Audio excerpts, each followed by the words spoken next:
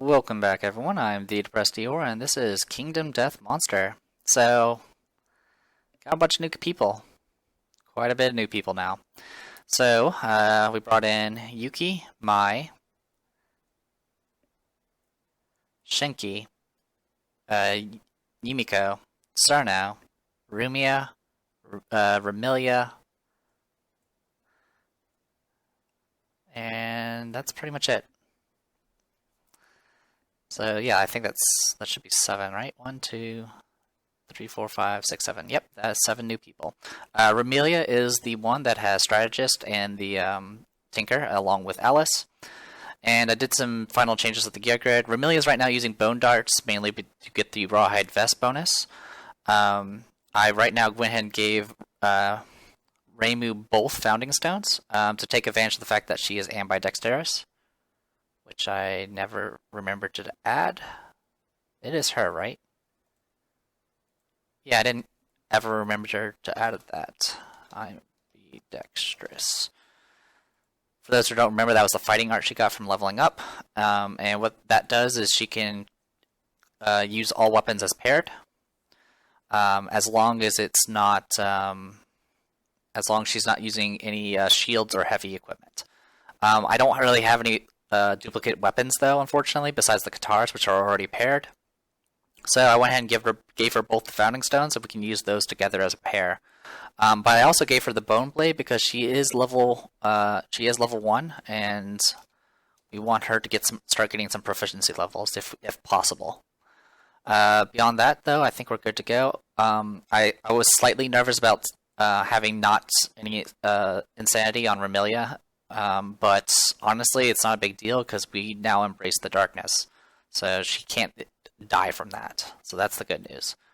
So with that said and done, if we survive this hunt, we will get 6 endeavors just with this group alone, because we have 2 Tinkers with us.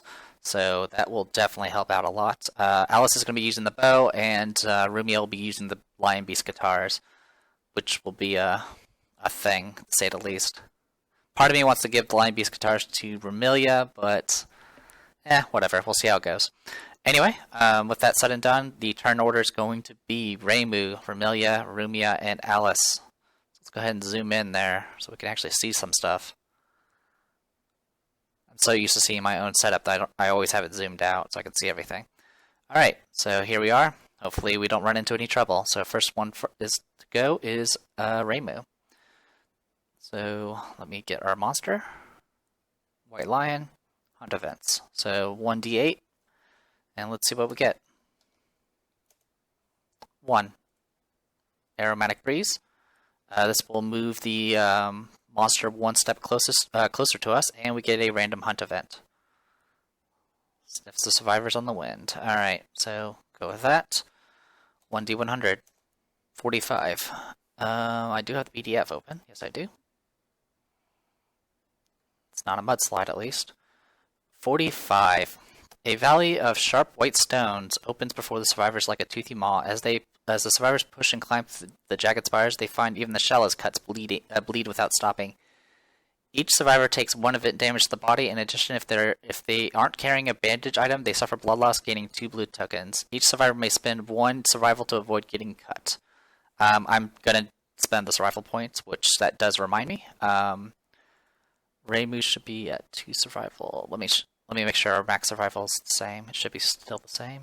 It is... yeah, it's still the same. We still get the departing survival, so we get that as well. So Reimu should be back... she is at 2, so she spends a point. Alice should have gotten one point from her name, 1 point from leaving, and then she's going to spend a point to not get cut. Ramilia got 1 point for her name, 1 point for leaving, and it's going to spend a point. And Rumia is going to do the same thing and spend a point. Also, I forgot to check Encourage and Surge for her, and she has Surge now. Alright, so unfortunately all of us are going to be down a survival point from now on, which kind of sucks. But it could have been a lot worse. At least you had the option of preventing it. It's not very often you get to have that. So, 1d8, 5. Didn't we get this before as well? Yep, it's the same one. Alright, move the white line 1 space away, and it gets ground fighting, so it just moved right back to the start. Alright, and that is it. So we get to deal with ground fighting again. Yay. And there we go. We will have Rumia go next. So this time it's a 1d100. 33.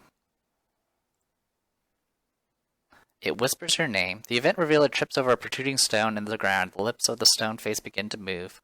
If the survivor has no name, the lips stop moving and nothing happens. Otherwise, the lips seductively whisper the survivor's name. If the survivor is insane, they are drawn in, savagely kissing the face.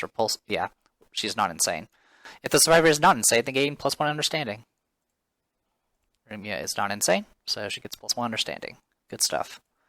Okay, and then Alice is going to go ahead and run right into the monster. So we get to fight the white lion again. And we'll go ahead and do a board setup like before, and then I will cut it off from there and go and set things up. I already have the stone face on the board just in case, but for the sake of simplicity, we'll have it off for a moment. So 2d21, I believe, is the roll for terrain. 3 and 7. I might have to re-roll one of those. No, I don't. So 3 is a canthus plant. You get 2 of these plants. They have to be set 6 spaces away from each other at least. And you roll a 1d10, and you can either get yourself hurt, find nothing, you can eat it for survival, or you can get a fresh canthus, which is a special resource that you can use for crafting. If you happen to have a sickle in your possession, you can roll 2d10, which makes it a lot easier to harvest stuff. So we'll go ahead and add those into the field. Generally, a good idea is to go ahead and put that underneath a character's feet right off the bat so they can just search it and then move. And then 7 is 3 stone columns. These are obstacles and impassable. When a survivor collides with this, it'll stop their movement and archive the terrain. They suffer 1 damage to a random hit location. If a monster goes over these columns, they pretty much just smash the columns. And they have to be set up 4 spaces away from all other terrain. So let's go ahead and get that all situated. So I didn't get any stone faces. I'm going to go ahead and use Remelia Strategist to go ahead and add in the stone face, so we can have that from the start. I did do a little bit of checking to see if you could start on top of a stone face as part of your starting position. I believe because it's classified as impassable, you cannot start on top of it. Because the only reason it becomes passable is if you spend an action on it. So I'm going to go ahead and go with that rules call for it. Okay, so again, we're going to get set up 6 spaces away. To be honest, since this thing's going to have ground fighting right off the bat again, like before, and it's not going to move, I'm just going to go ahead and get everyone situated. In fact, I'm going to go ahead and take care of the plants right here, right now. I will have Alice search the plants. So I'll go ahead and just roll a 1d10 first. 9, that is a fresh acanthus. And then for the other one is nothing. Okay. Sorry if that was sorry if you just wanted to know what the die results. 4 was nothing, and the 9 was a fresh acanthus plant. So there you go. So we'll go ahead and get that taken care of. So for those, okay, just for those to be clear, the reason I'm doing that, just knocking that right out, is because this cat is going to start with ground fighting. Ground fighting means it does not draw AI cards, and it's just going to sit there. So I have infinite amount of turns before I actually have to do anything to it. So that's why I'm doing this, so I can just get set up ahead of time, and then when we start the video, I'll be attacking it, or start the next part, I'll be attacking it. All right, so resources, strange resources, fresh acanthus. Fresh acanthus, archive this to fully heal 1 hit location, including injury levels and armor points. So technically, this is on. If it's a resource, it just kind of goes into your resource stash, as far as I can tell. At least that's how I gathered it. If you find gear, though, it goes into that character's gear slots. And if they don't have any gear slots open, they have to either discard it or discard an item from their gear slot. They can't reshuffle their gear during the process either. Okay, so with that said and done, let's go ahead and get situated. So yeah, I can literally get set up anywhere I want. So we can do something like, I don't know, that. Do something like that.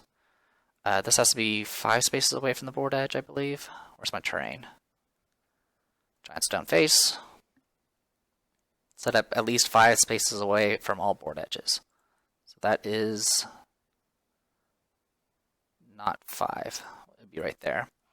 Okay, and technically I'm going to go ahead and get my handy dandy archer set up here.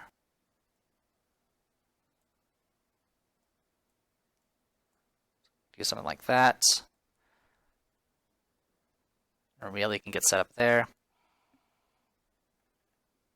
And then we can have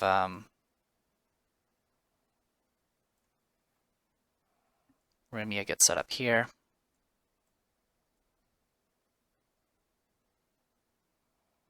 And tall grass has to be at least 4 spaces away from each other.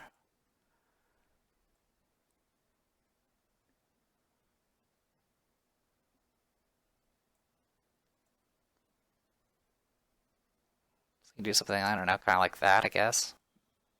Do something like that. That should be 4 spaces away. Yep, definitely. Actually, that's 4 spaces away. There you go. And as for the pillars, they have to be 4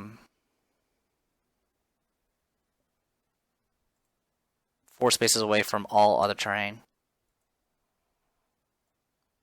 And they can be rotated and all that good stuff.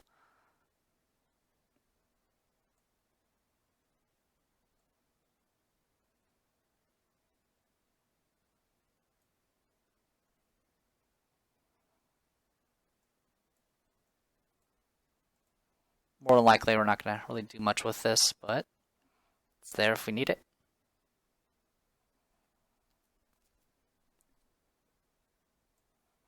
There you go. So that'll be our setup. And then for Reimu, I will move her.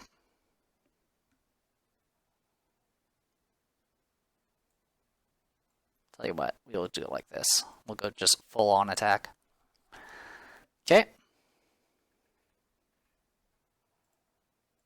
And yeah, unfortunately our main tank is Remilia, but she's going to be fighting from a distance. But that's okay. Alright, so with that all said and done, I will go ahead and call this a video. Sorry if it's a little short, but I want to keep these phases separate. So I am the Depressed Dior, and this is Kingdom Death Monster. I need to go get this deck set up, and then we'll be ready to go. See you guys.